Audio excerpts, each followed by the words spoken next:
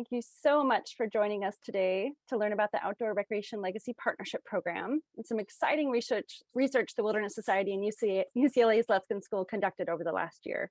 I'm Kitty Craig, your moderator today, and I work for the Wilderness Society as director of our Urban to Wild program, which is an exciting initiative that works to increase equitable access to parks and public lands across the country. I'm joining you today from the lands of the Duwamish, Suquamish, and Muckleshoot in what we now call Seattle in Washington State. We invite you to introduce yourself in the chat, including the ancestral lands of Indigenous peoples where you're calling in from. You can use the link we've dropped in the chat there to do so. I'd also like to share the Wilderness Society's land acknowledgement today. This is our commitment to action and to continually aspire to support the rights of Indigenous peoples. The Wilderness Society recognizes Native American and Indigenous peoples as the longest serving stewards of the land. We respect their inherent sovereignty and self-determination and honor treaty rights, including reserved rights that exist off reservations. We acknowledge the historic and ongoing injustices perpetrated against Indigenous peoples and are committed to being more conscientious and inclusive and working with Indigenous peoples to advance the establishment of trust and respect in our relationships. We seek the guidance of Native American and Indigenous peoples to effectively advocate for the protection of culturally significant lands and the preservation of language and culture. Finally, we strive to support actions that respect the priorities, traditional knowledge, interests, and concerns of Native American and Indigenous peoples to ensure a more just and equitable future. So today we are here to learn together and to share knowledge that you all can take back to your colleagues, agencies, and others to help make a difference. The Wilderness Society and UCLA teamed up last year to understand why one of the most important sources of federal funding for urban parks, the Outdoor Recreation Legacy Partnership Program, or what you'll hear today as called ORLP for short, why this program wasn't making it to communities that need it most. Today, you'll hear what we learned from Ariana Hernandez, our research lead from UCLA. We'll then gain more insight and discuss solutions with an esteemed panel of experts from the nonprofit and governmental sectors. So without further ado, I'd like to introduce our panelists today. I'll share some brief bios and ask each person to turn on your camera and briefly share the ancestral lands you're tuning in from, along with your preferred pronouns and a visual description of you if you'd like to help folks who may be visually impaired. By way of example, I can share that my pronouns are she, her, and I'm a white woman in my 40s with long brown hair. So now I would like to introduce Ariana. Great. Good morning. Ariana Hernandez is an associate project manager at the Luskin Center for Innovation. Her work focuses on addressing planning practices that lead to the equitable distribution of municipal services like drinking water, wastewater, urban parks, and electricity, and supports the center's energy, water, and urban greening programs to further sustainable health outcomes. Ariana's passions for environmental equity and community-driven planning guide her work and research experience. Ariana recently graduated with a Master of Urban and Regional Planning with a concentration in environmental analysis and policy from the UCLA Luskin School of Public Affairs. Ariana, I'll hand it over to you. Yeah, thank you, Kitty. So I'm Ariana Hernandez. I use she, her pronouns. I am a fair-skinned woman with long, dark hair and representing the Luskin Center for Innovation as a land-grant institution. We acknowledge the Gabrielino Tongva peoples as the traditional land caretakers of Tovengar. Additionally, I'm calling in from what we know as Sacramento, so I'd like to acknowledge that I'm on the ancestral lands of the Nisenan and Miwok peoples. And also, we just wanted to say a note to folks that at the Luskin Center, we were conflicted about moving forward with this event in respect to the students on strike. We don't want to cross any picket lines given the labor disputes with the students. The Luskin Center has canceled in-person events this week, but given this is an online event hosted by the Wilderness Society, we are moving forward with my participation. And then my contact information will be shared throughout this event, so please just contact me with any other questions. And thank you. Back to you, Kitty. Great, thanks, Ariana. Okay, now I'd like to introduce Heather. Great. Heather Ramsey-Andon started her parks and natural resources career 30 years ago as a volunteer camp counselor and has since worked for local, state, federal, private, and nonprofit outdoor recreation providers and conservation agencies. Heather is currently the Land Conservation Initiative Program Manager for King County. And for context, King County is larger than the state of Rhode Island and almost as large as the state of Delaware. So it's the most populous county in Washington state and the 13th most populous county in the country. And so prior to working for King County, Heather spent more than 15 years as a Land and Water Conservation Fund program officer for the National Park Service. Heather, I'll hand it off to you. Thanks, Kitty. I'm also calling in from Seattle, which, as you mentioned, is the traditional land of the Coast Salish people, past and present, including the Tulalip, Suquamish, Snoqualmie, Muckleshoot, Puyallup, and Duwamish. I use she, her pronouns, and I am a white middle-aged woman with short, curly, currently orange hair. Thank you. Thanks, Heather. All right, now I'd like to introduce Cedric.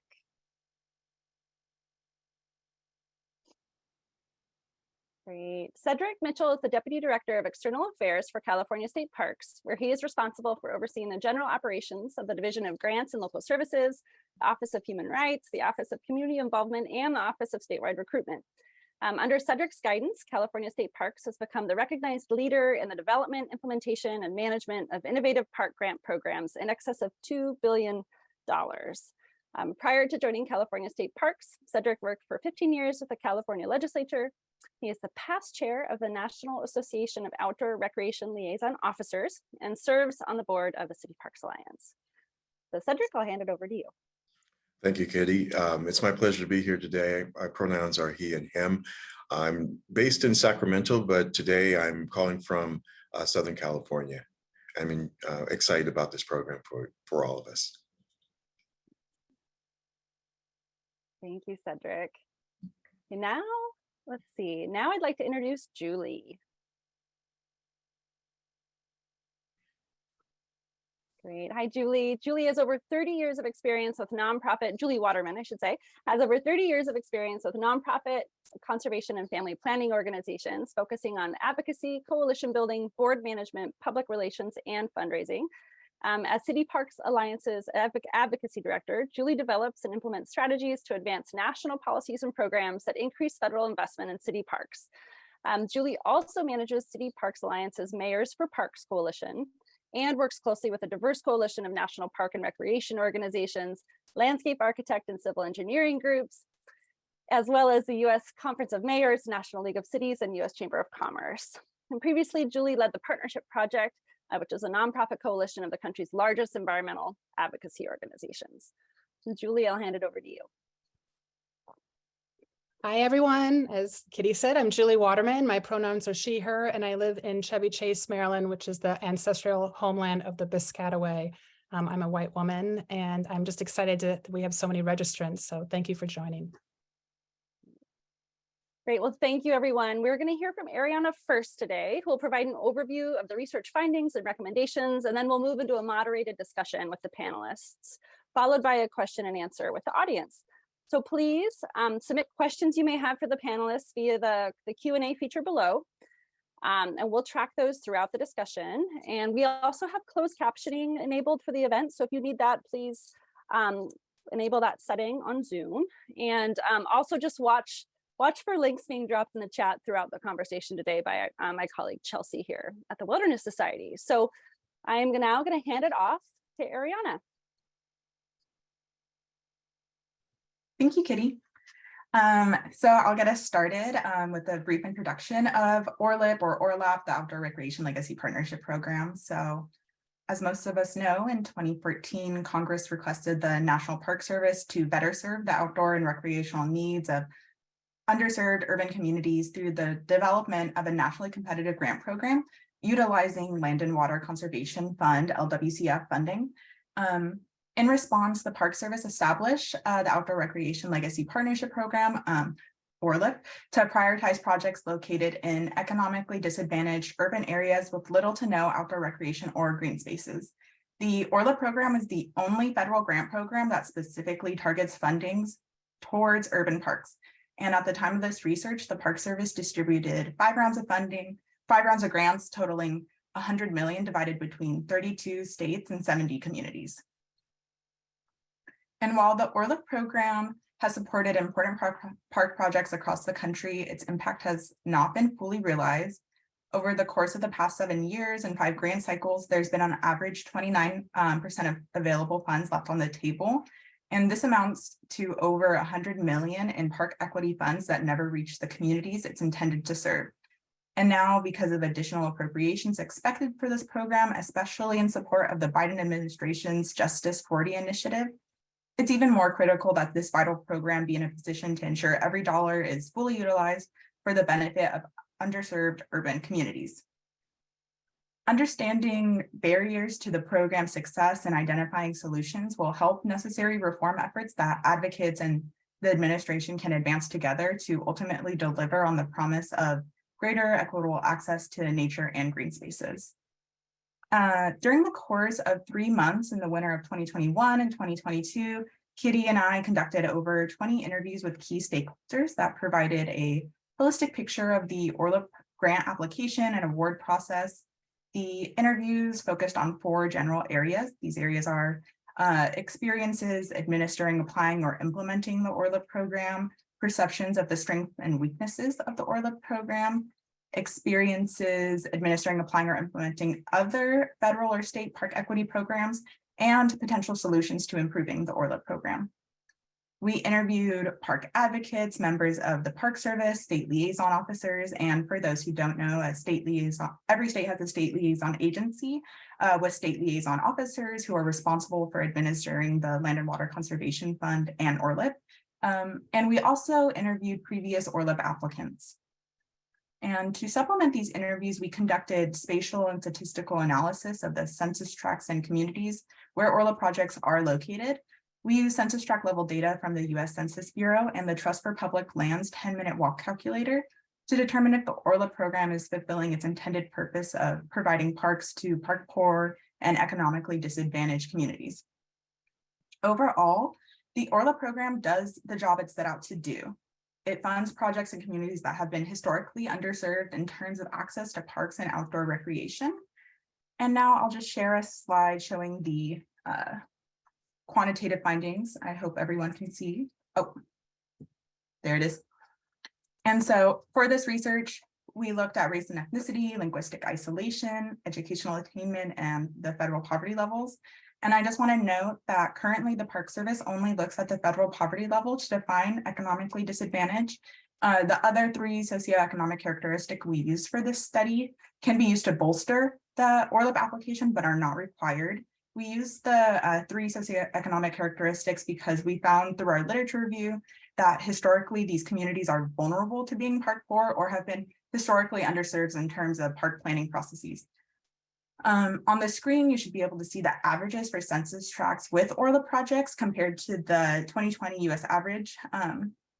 Another note is that we used ORLP projects that were pre-selected for funding. So the way the first 5 grant cycles for ORLP work, they were done in a 2-phase application where the first phase is a pre-application and the second phase is to reach a grant agreement.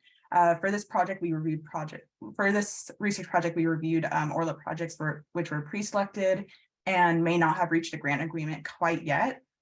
We'll drop the policy brief in the chat near the end of my discussion from where you can find more information about this.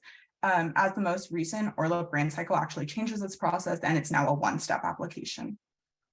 And so back to the screen, on average, ORLP funds are going to communities that are predominantly people of color, have a high percentage of adults 25 years and older who have obtained less than a high school degree, have a comparatively high percentage of people living in poverty, and are relatively linguistically isolated. And I can stop sharing. Okay. And in addition to these findings, we found that most state liaison officers and local municipalities that we spoke to appreciate that this funding source is available for large urban projects as it's the only federal source of funding available. We found through our interviews that urban projects are unsurprisingly very expensive due to high construction costs and high land values found in urban areas. And there are a lot of strengths to the ORLP program, but there are also opportunities to strengthen it further to extend its impact. So we have a poll question that should be popping up on your screen. The question is, in 2021, it popped up on my screen too. In 2021, how much of ORLP funding did not reach communities? And then we'll give you a few seconds to answer this question. I'll give you like 10 seconds.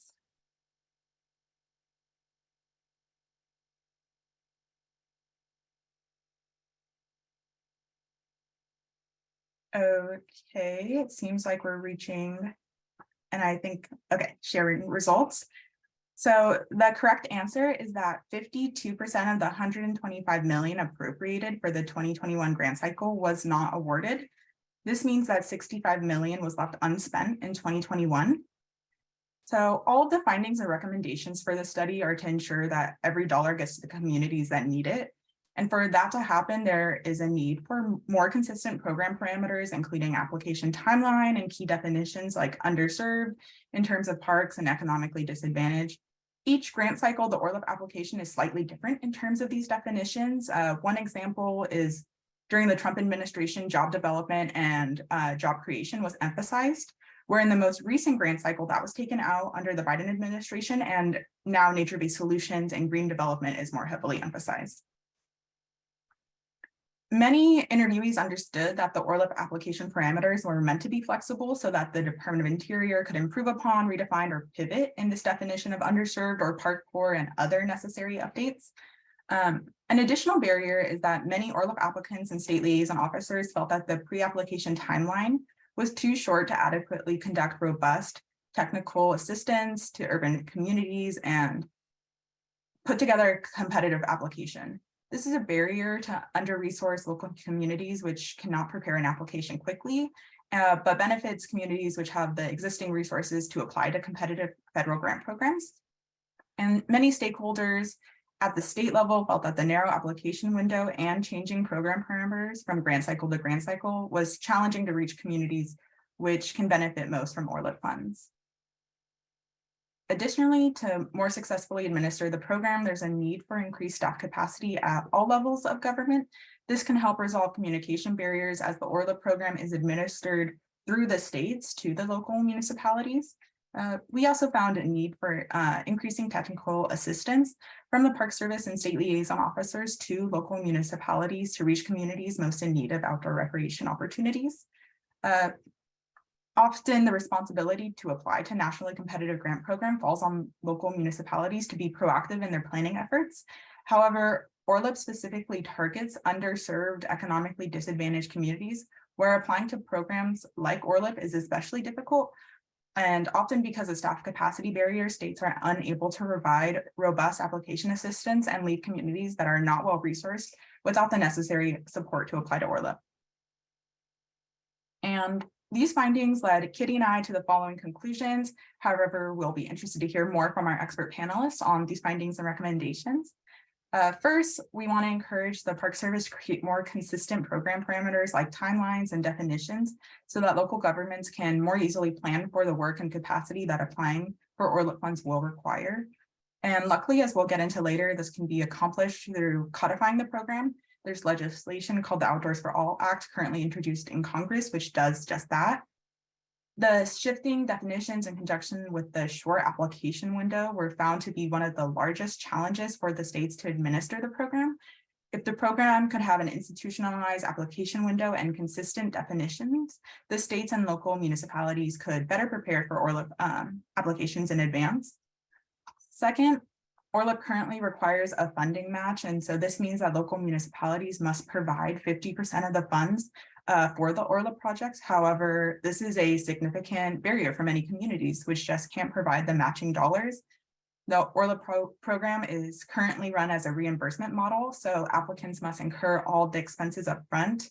Larger jurisdictions with access to a variety of resources and funds are generally better equipped to provide proof of match for the ORLP application, where communities that are economically disadvantaged or inexperienced in applying to national grant programs are at a disadvantage because of the competitive nature of the program. Again, however, the Outdoors for All legislation, if adopted, provides for a much needed waiver for that matching grant requirement. And so this was an extremely brief overview of our findings and recommendations. And in the chat, I believe we'll drop our policy brief that Kitty and I put together, which further details our study. But for now, I'll turn it back over to Kitty to dig in with the people who are not only gracious enough to be part of the study, but really have the lived experience of executing the ORLP program at the ground level. So thank you.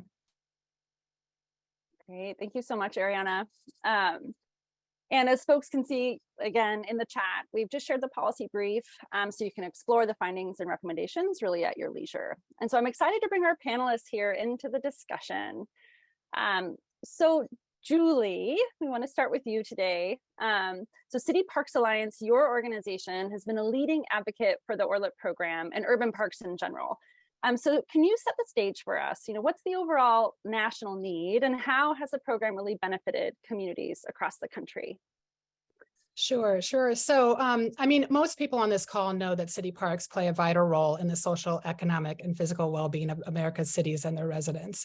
We know that they provide access to recreational opportunities, alleviate mental stress, spur local economies, and protect cities from environmental impacts, which we are seeing more and more these days. But despite these enormous benefits, historic disinvestment has left many low-income communities and communities of color without access to quality parks and recreation opportunities, and with park access in need of significant upgrades. In fact, more than 100 million people in the US, including 28 million children, do not have a quality park or green space within a half-mile from their home, and their overall park sizes are smaller than in wider, wealthier communities. And so I just want to go through some great research stats that show the need for parks and how parks play a critical role in making cities healthier. First, some sobering statistics. Today, 3 out of 4 US adults fail to meet the CDC's recommended guidance for physical activity. Almost half of all Americans are obese or overweight, and half suffer from heart disease, which is the leading cause of death. And people of color struggle with higher rates of chronic health conditions. Overall, chronic diseases cost the US more than $700 billion per year. And parks can play an important role in helping us become a healthier country, with the potential to also reduce public health costs. People with access to safe, close-to-home parks exercise more and have lower rates of obesity, heart disease, and diabetes. New research even shows that increasing park acreage in areas that face park deficits could increase life expectancy. And then along with the physical benefits, parks provide enormous mental health benefits. Currently, 4 out of 10 Americans suffer from anxiety or depression. And research shows that time in parks can decrease levels of stress and anxiety by 45%. And new research has found that close-to-home parks can also reduce rates of attention deficit disorders, or ADHD, for children. In fact, the effects of a walk in a park were similar to the effects of common ADHD medication. And then in addition to improving the physical and mental health, parks and green spaces are critical to environmental health of cities and are important tools for mitigating the effects of climate change. Parks and green spaces absorb carbon and clean the air. They soak up and slow stormwater, limiting the severity of flooding, and they make cities cooler. All of these provide cost savings for cities and help underserved communities who bear the brunt of climate change the most. And as you know, parks and green spaces became vital during COVID-19, both for a safe place to spend time outdoors and a place that cities use to provide social services, such as meal distributions. So despite the enormous economic, physical, mental, and environmental benefits that parks provide, public funding for parks, especially in distressed communities where their multiple benefits are most needed, is limited and not keeping up with demand. And that brings us back to the ORLP, or ORLP. The ORLP has been a critical tool in helping address these challenges. Since 2014, the National Park Service has selected close to 100 community projects across the country to help with their urban park needs. And I'm just going to read some examples. Some selected projects include creating a 25-acre park on a former Browns field in a low-income neighborhood in Portland, Oregon, creating a 6-acre skate park on a former industrial site in Madison, Wisconsin, developing a 4.5-acre open space park on vacant land in dense and underserved residential neighborhood in Denver, and transforming a degraded urban stormwater area into a new 18-mile greenway system that will connect diverse neighborhoods and provide much-needed recreation opportunities for Mobile, Alabama's 195,000 citizens. So super inspiring projects that all used ORLP funds to make them a success and to address the overall need for these underserved communities. Thanks. Thanks so much, Julie. And thanks for those tangible examples, really, really incredible stories across the country made possible by this important funding source. So Heather, I'd love to bring in your perspective here, and feel free to leave your cameras on too, as you come on, panelists. Welcome, would love to see your faces. King County has been a recipient of ORLP funding. So can you share a bit about the kinds of projects ORLP has supported in King County and why this grant program posed a real unique opportunity for the county? Sure. Even in relatively well-resourced agencies, it can be really difficult to come by funding at the scale needed for truly transformative urban projects. Many of our urban unincorporated pockets of the county were underinvested going back to redline policies of the past, and there's a lot of catching up for us to do. We estimate a need of $160 million for gap filling acquisitions alone, and at least that much in capital improvements and programming. So ORLP funding has been helping us chip away at creating quality neighborhood parks in these opportunity areas. But I think the value of this program is not just the scale of funding, it also brings visibility and national recognition for community partners that have been advocating for their neighborhoods for decades. And the protections that come with this program can help ensure these communities keep their parks going into the future. Thanks so much, Heather. So important to hear about that change in local communities. And so Cedric, come on in. And we'd love to hear from you and really your vast experience working for the state of California, administering this program among many others. How do you ensure that funding gets to communities most in need of these outdoor recreation opportunities? And are there any tips or lessons you'd like to share with maybe some of your fellow agency staff that may be on our call today? Certainly. One of the most important things is how we look at this particular program. We look here in California at these programs as a step into social equity. For many years, communities throughout California and throughout the nation had not been given access to new funds that would allow for them to build the facilities, the infrastructure they need in order to have a higher quality of life in those communities. So it may seem like a simple thing, but first understand that these are social equity programs. They're not just projects to be built, and how they intertwine with initiatives that you currently have in your state. In our state in particular, we see this as an extraordinary opportunity to reach communities that our state funds have not been able to reach. We have such an incredible gap that is there. But what we recognize is that we have the potential to create a network of park and recreational facilities throughout California in particular that will allow for residents to have access. Our goal is to try and make certain that parks are within a half mile of every community in California.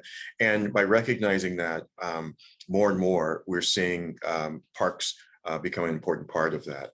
Now, one thing I will add is that for state agencies, ensuring that we are looking at these projects from a standpoint of how the communities are engaged in the process is critically important, and that engagement is authentic. And we'll probably, I'll speak to that a little bit later on, but authentic engagement, making certain that the people who are going to live with these projects are going to have their input in them are all important factors in making certain that the dollars are going to go to where they need to be. And then finally, when we look at where projects need to be, we have developed some tools that encourage applicants to not necessarily look where they think a project should be, but actually look to communities to see what are the truly most disadvantaged and severely disadvantaged communities within a particular area. We've developed some tools that will allow for anyone with internet access in California to be able to identify that information in those areas within seconds. So it really is about understanding and focusing in on the communities that you really want to serve, and recognizing that those that have been forgotten may be not at the forefront of your thinking. That's great, Cedric. Yeah, thank you. I know that that's something we heard common refrain in our conversations, which is around technical assistance and communities really needing help, right? And California, your program and your staff seem to have provided and created some really response tools that really help communities take advantage of these kinds of programs.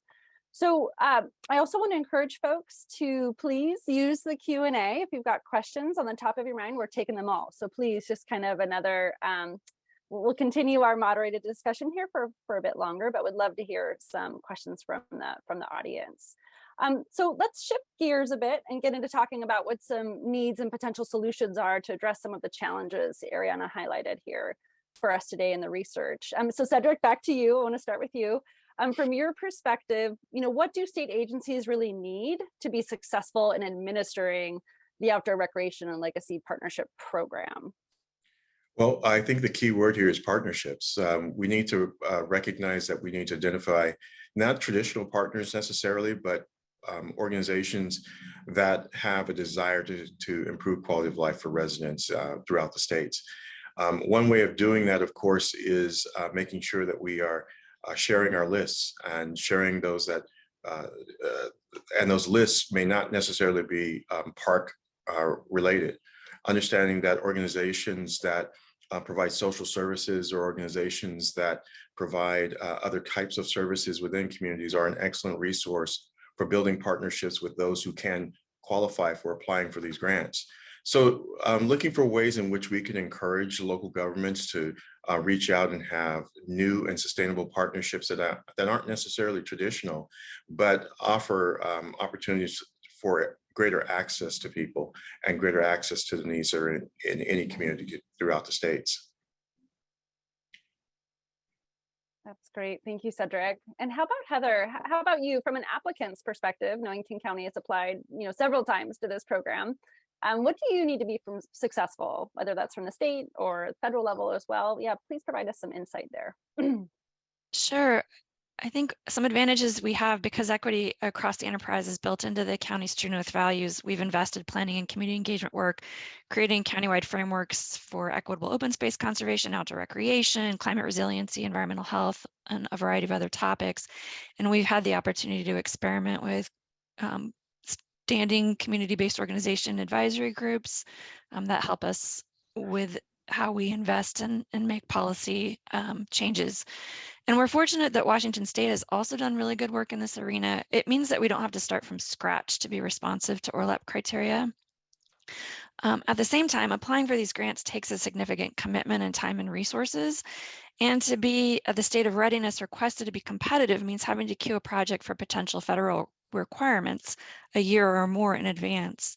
And there are costs that go with that, both in terms of staff capacity and financial resources that could be dedicated elsewhere. So having absolute clarity about project and applicant eligibility as far as possible in advance of a grant round would really help us focus on putting together the best, most competitive project and minimize risk from spending pre-agreement resources and then not getting a grant. That's great. And Julie, over to you. We know that at some point, what's needed are legislative actions to fix some of the issues we are seeing today and administrative actions. But, what are the top two things Congress and the administration can do right now really to make this program more effective, in your opinion?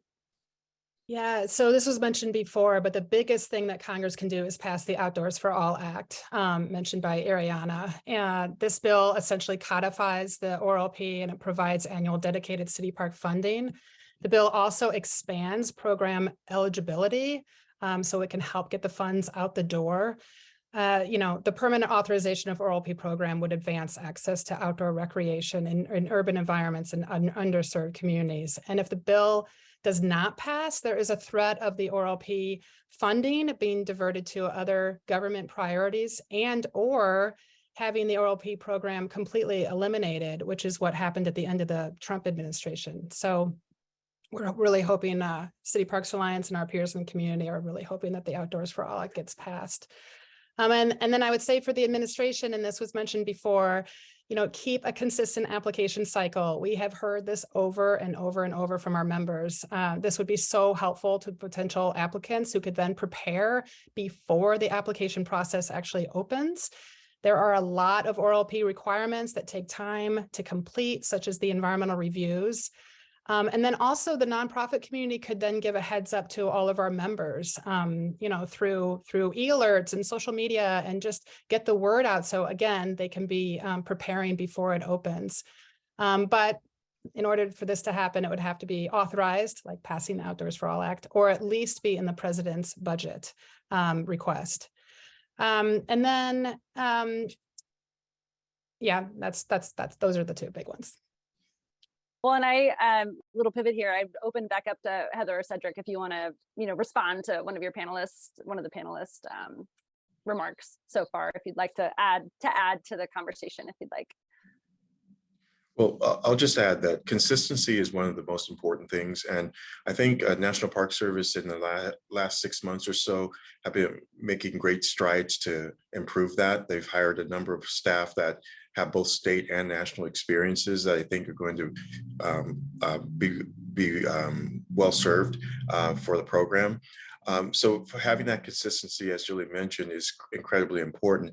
Equally, it's important once you have that consistency that organizations begin conceptualizing what their plans are going to be, and that can be done in as early as a year or more before the project may come to fruition. And then we stand as state liaison officers, we stand ready to assist them as we move through the process of getting these projects through.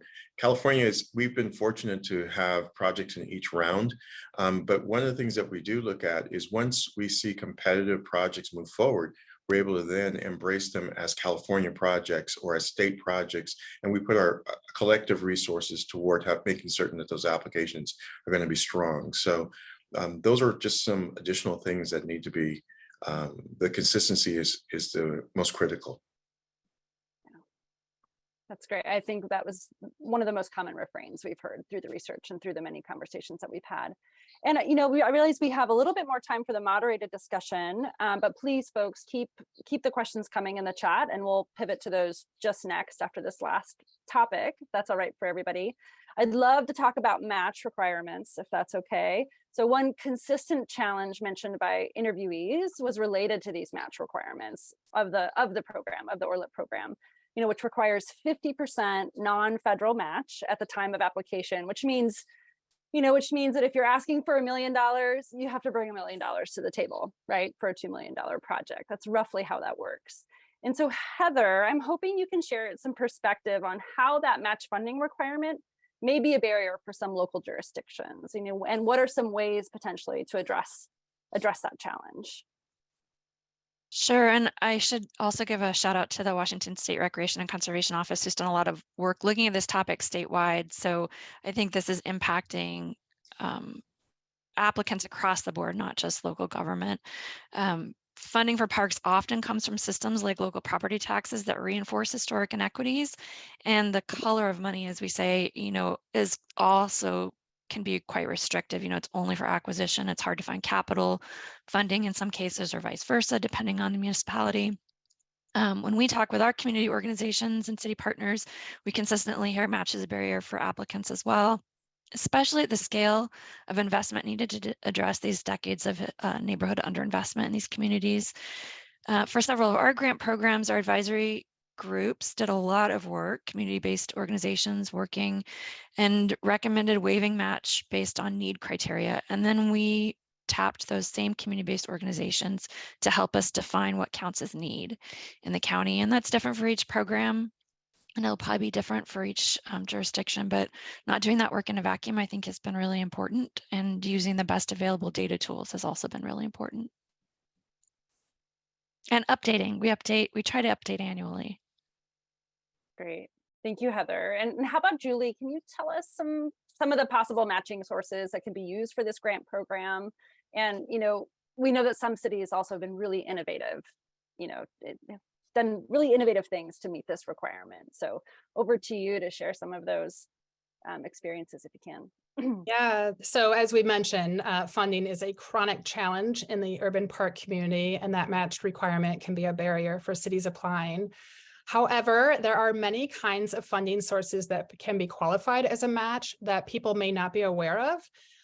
There are federal funding sources such as HUD's Community Development Block Grants. There's DOT's Federal Highway Administration Recreation Trails Program. And there's the Coastal Zone Management Act, Section 306, which is the construction section. And then there's all kinds of in-kind sources. In-kind sources can be anything from donation of land or donations of supplies. If there was a nonprofit helping with planning, the that the applicant can include the hours that put into that planning. If another agency is supporting that park project, that can be included. So I think that many cities think that the match is just strictly non-federal actual dollar match, and that leaves them out of the application process, and those are missed opportunities. And then a couple other things, City Parks Alliance is raising awareness in the philanthropy community and encouraging local grant makers to get involved on the local level, and then possibly provide assistance with the match requirement. And then lastly, of course, back to the Outdoors for All Act, which has been mentioned many times. If this is passed, it does include a secretary waiver for the match, depending on the community and need. Great, thank you, Julie. Yes, and one thing, I think Ariana mentioned it in her overview, is that these dollars come through the Land and Water Conservation Fund dollars, which require that 50% federal match, which is kind of where that, or non-federal match, excuse me, which is where that requirement comes from.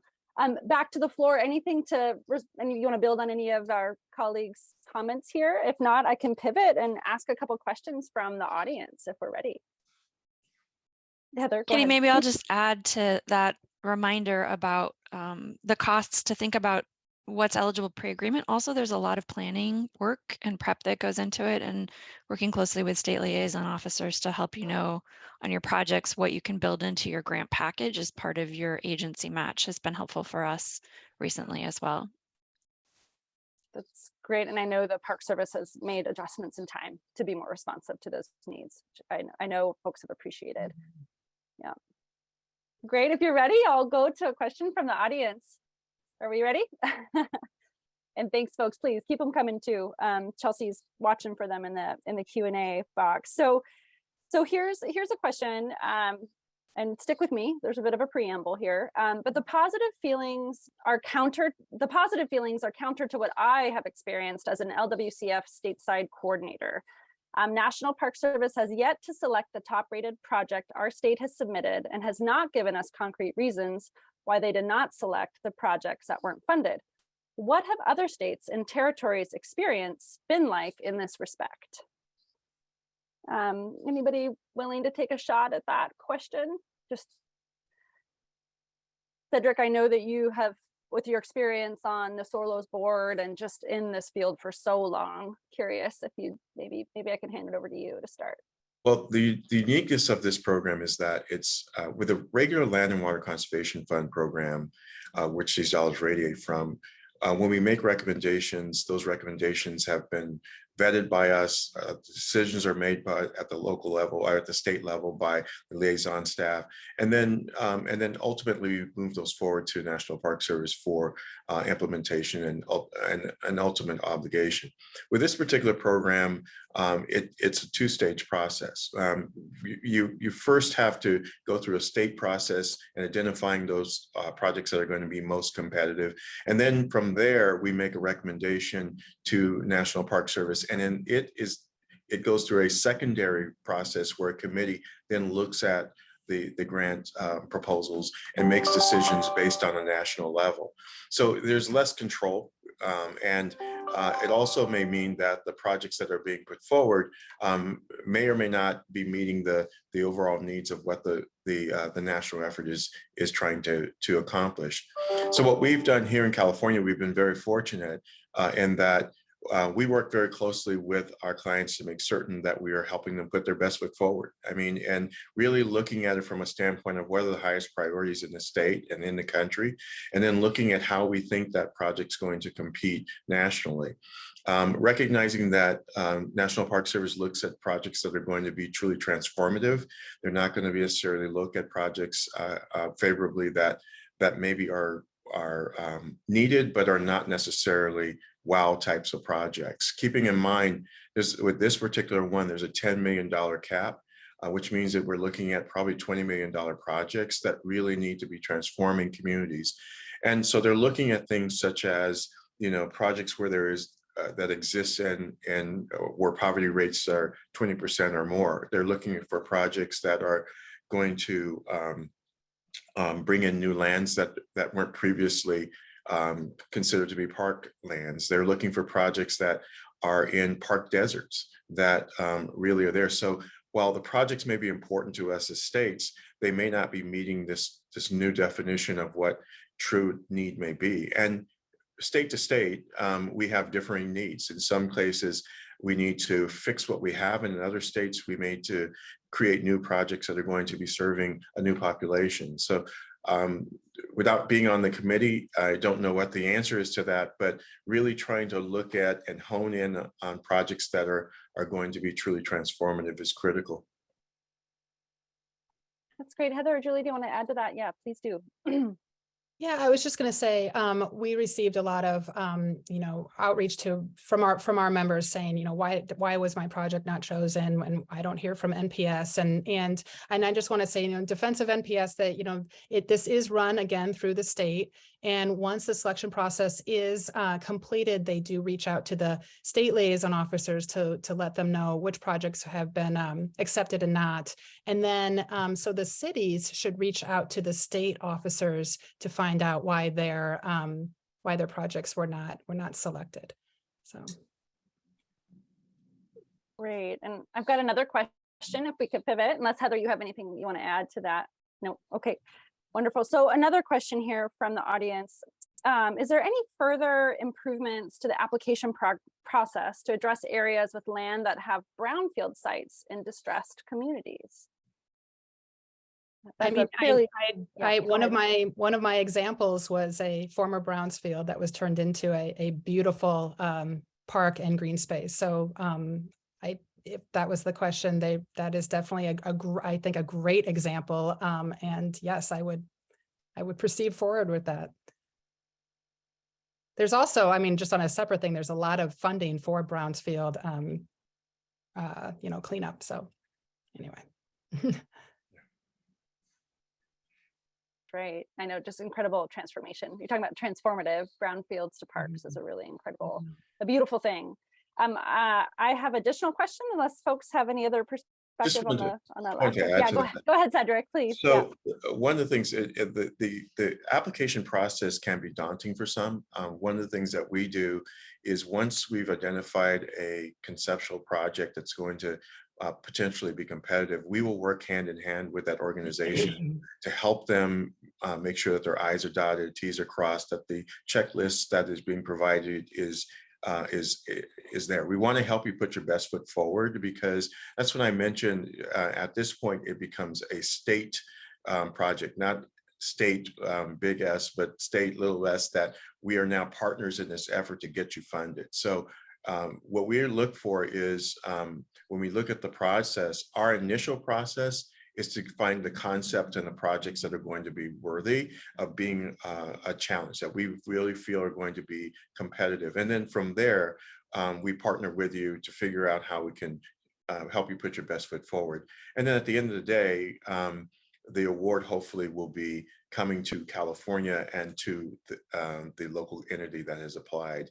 But it is a partnership that we work with them to try and make sure that that application is done. One last thing I will mention, there's some, and I think Heather, you mentioned there are a number of things that need to happen. For example, Section 106, the cultural resources, needs to be completed before an application is done. NEPA, the national environmental laws, need to be completed before an application can be done. So what we want to do is work hand in hand to help you get through that process so that your application is going to be in, it'll be competitive. And which is all the more reason, because this is now a annual program, planning should start now if you have a project that you really want to put forward, and take advantage of every month leading up to the opening of the application process to be able to meet that particular demand. And most of us as state liaison officers, we welcome you calling us and asking us those kinds of questions that would hopefully lead you towards a successful application. Great, thank you, Cedric. And I have one additional question that Heather, I'm hopeful you can actually start with here, and then I'll see if we can squeeze one more in before we close out today. But here's another question from the audience. It goes: I work as a parks planner focused on downtown. In terms of census tract demographics, downtown areas don't meet the ORLP eligibility. However, park spaces downtown serve the needs of high equity need populations. For example, the unhoused, those struggling with mental health, people who tend to have the least access to outdoor space given downtown's density. Can you speak to how grant missions like ORLP can incorporate or not equity needs for downtown environments? Heather, is that something that you might be able to start with? I can take a crack at it. I Yeah. think that one of the strengths of the ORLP application is the opportunity to really tell your narrative and your story. And so I think there's flexibility built in. If similar to our grant programs, if you don't meet sort of the automatic qualification, to check in with your state and see if you can, using solid data, and those data exist, of who you're serving, make the case for these being projects that can serve those target communities as well. And Cedric maybe could speak more specifically to that. I can try. When you're looking at demographic information and you look at this particular program, it's very specific in who it's trying to serve. Especially when you're talking about a program that is serving all the 50 states and the territories, it really becomes daunting to have multiple layers of requirements that everyone can meet. So it's really focusing on poverty, and it focuses on lack of park space. For many urban areas and downtown areas, that doesn't necessarily always fit into the criteria of this particular program. So the focus that they seem to be moving towards is finding those park desert areas, finding those economically depressed areas, and helping to build those communities upward. And by doing that, that may mean that it is not going to be in the center core of a city, but it may be just around that period where populations are heaviest, and where poverty and unemployment and other kinds of factors that lead to poverty exist the greatest. So we often say you really need to tailor the project to the program and not try to tailor the program to the project. And so ORLP has a lot of redeeming factors in it that really can meet the needs of millions of Americans. I'm not sure that they can do that by switching to have multiple layers of qualification. And I was just going to say that if you are looking at your project and you're thinking, oh, this definitely does not apply to ORLP, I would, feel free to check in with National Park Service staff, and they can tell you right up front, like, nope, that's not an ORLP project. And if it's not, it could be a stateside project. Folks tend to think that, oh, shoot, well, now I can't get LWCF funds for my local project, but then there's a stateside program that's sitting there that is ready to fund. I would encourage you to contact your liaison office. In California, it's the State Department of Parks and Recreation. It's our grants and local services. And it's always a good idea when you're looking to fund a project to look at multiple resources. And we're more than happy to point you in the right direction, or let you know what stateside projects or programs might be more appropriate for your particular need. That's great. Katie, Wonderful. maybe one thing just from a data Yeah, perspective is please. that the census tract data often are too granular, but there might be other sources of data for the scale, neighborhood scale that you're looking at. So just not to forget that if you're not getting the data, if you don't have the information you need, you can work with partners. There are other folks out there doing great work that might help support a project. I feel like goes back to Cedric, your point about partnerships, right? And reaching out, working with the health department, for example, thinking about how we broaden the partners supporting these kinds of really important community projects. So we probably have 2 more minutes, and then we're going to say goodbye to everybody. But I think we can touch on one more question just from our list, and really appreciate the questions that came from the audience. But one main finding of the research that Ariana shared was that agency staffing levels really matter. And that lack of staffing at the local, state, and federal levels can really hinder the effectiveness of the ORLP program, from smoothly moving applications to the review process to applicants even applying to the program. And so I'm curious, Cedric, maybe I could start with you as somebody who's administering this program. Can you just, share a bit more about the capacity required and what needs you may have, or some solutions to meet some of these kind of capacity needs of the agencies that are charged with actually, making these grant programs happen. Certainly. They are pretty staff intensive, and from a perspective of one, assisting and making sure that technical assistance is being provided and that applications are put through successfully, the day-to-day administration of those successful applications and making sure that everyone gets paid and that it meets federal requirements. But it goes a step further too, because once we have a ORLP project or a Land and Water Conservation Fund project, we are required in perpetuity to ensure that that project is going to be utilized for its intended purpose and its recreation base. Should there be any changes to the property, we need to monitor that and make sure that it's in line with the statutes and guidelines that the program has put in place. So it can be very staff intensive.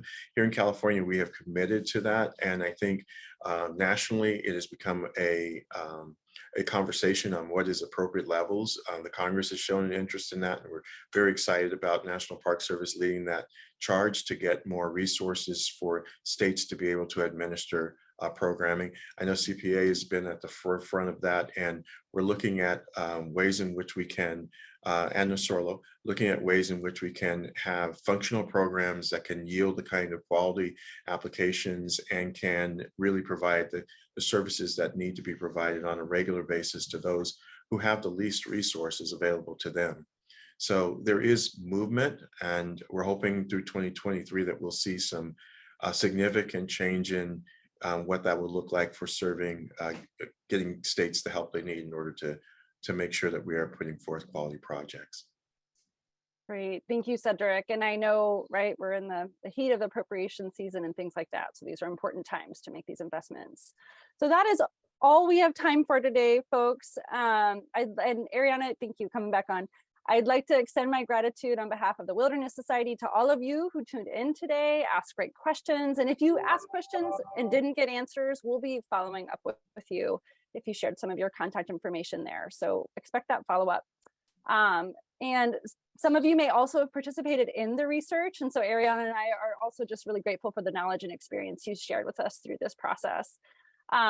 Again, extend gratitude to our panelists here today for sharing your expertise and insights. You've been incredibly helpful throughout this whole application or research project. And this conversation has really helped bring many of the things that we learned to life. So thank you for that.